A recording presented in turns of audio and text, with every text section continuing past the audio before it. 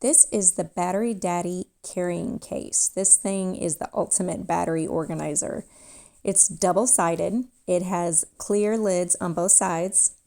It has a carrying handle, and it has secure latches that help keep the batteries in place even when it's being moved. It's sleek and compact. It holds 180 batteries, D, C, AA, AAA, 9-volt, and button cells.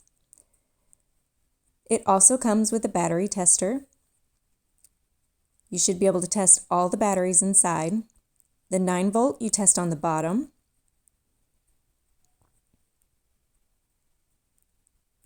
And then all the other batteries, you're going to lift up this red thing and put it in between there, hold it steady, and you'll be able to see it go. If it's good, it'll be in the green.